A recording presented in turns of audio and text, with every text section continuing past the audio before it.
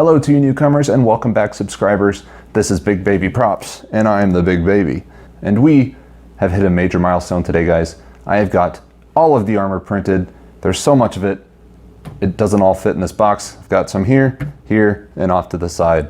So in my last video, a couple of you guys asked me if I could show off all of the armor once it's finished. So that's what we're gonna do today. We're also going to weigh all of the plastic used and figure out an estimated cost for the total set of the armor, which I think will be fun. So a little side note, Battlefront 2 added an update to the game which removed the original clone trooper armor I was making. So we had to make a little audible. On my Facebook page, I put it to a vote between the Coruscant Guard officer skin or the specialist skin. The specialist still had the binocular visor, which is really cool, but the officer had a comma, the pauldron.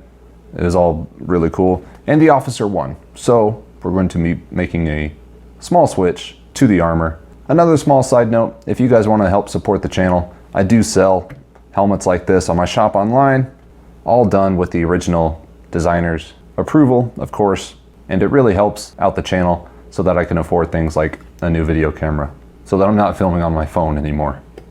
So with that out of the way, let's start going over the armor pieces. Obviously, we've got the Phase 2 helmet. This is a bit different from the specialist. It doesn't have to handle the binoculars. It does, however, have an antenna that's off to the side just because I didn't want to lose it. It has a lot of small pieces. I didn't want to put it in the box with everything else. But Phase 2 helmet, printed in one piece. This is in my shop, so be sure and check out the link in the description if you want one of these for yourself. Moving on, we've of course got the chest and back pieces. So off to the side, before it gets too crowded over here, I'll also bring up all the thighs. These are probably the heaviest pieces, but you know, you got to protect your legs. So put those off to the side. Oh. Okay. Here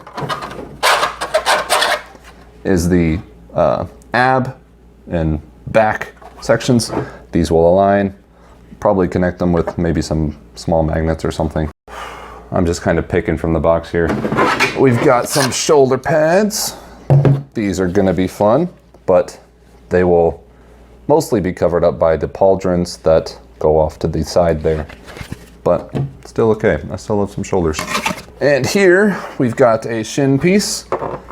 This is actually pretty well designed because it's got the calf cut out on a little insert here, because putting your foot into your heel starts to rub against the back of this, and if the back isn't cut out, then you're just not getting your foot through since it's so small at the bottom there. So excellent design. We're gonna have some magnets so that the back can just pop off. The other shin, here we've got the pauldron, the big pauldron at least. This is going to sit on my shoulder like so, and I'm really excited to finish it. Knee pads, gauntlets of course, biceps, the smaller piece of the pauldron. I think it goes on the other side. Yeah, something like that. Here we've got portions of the belt. This will probably be the hardest because it's in so many portions and it has to be detachable because it's kind of hard to just pull up from your legs. So this is the belt itself. We've got tons of different boxes in here that will have to be attached to it at some point.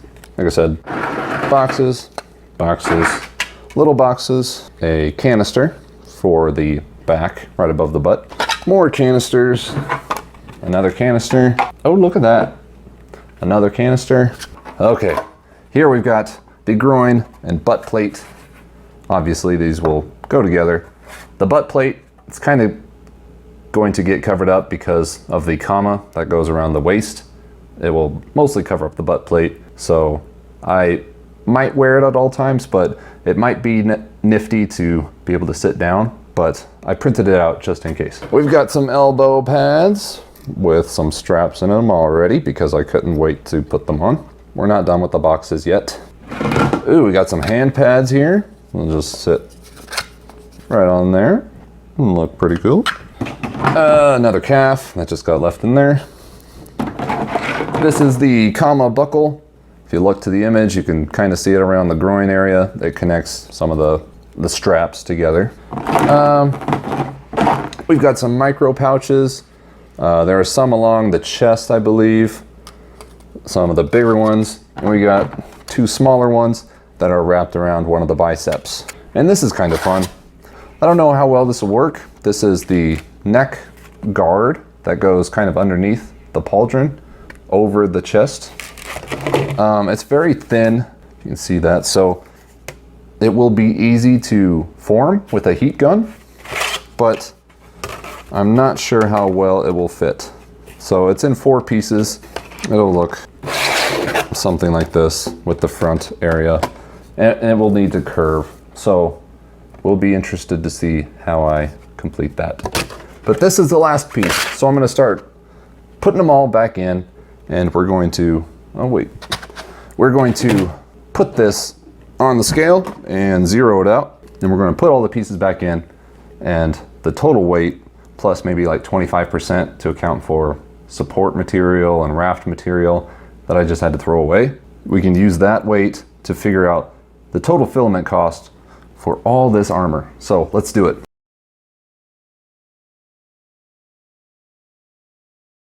Okay, so the first box, let's put it on there. The first box weighs 9 pounds, 12 ounces. Now I've got to dump all this out and put the rest in.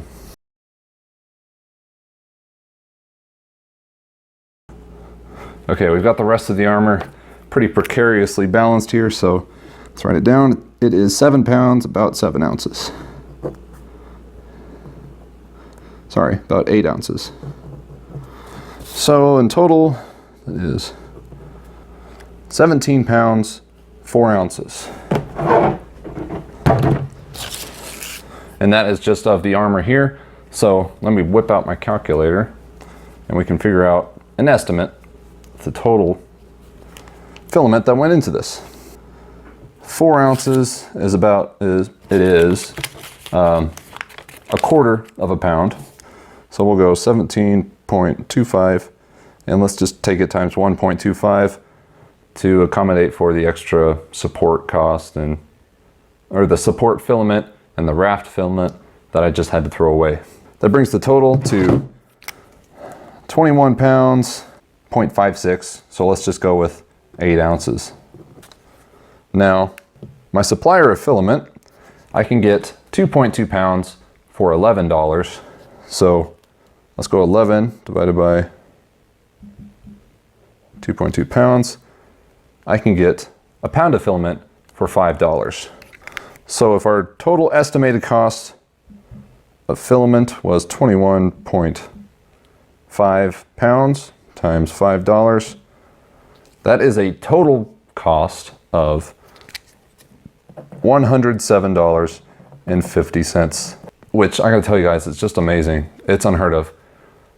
A full set of armor like this on some other sites or made out of different material can go over $1,000. So we're looking at this being 10 times cheaper than like a vacuum formed kit.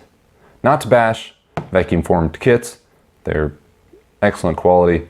This, however, can be a great alternative if you've got 3D printers laying around and want to make armor yourself. And of course, that doesn't count for the hundreds of hours that my 3D printers had to take to print all of this.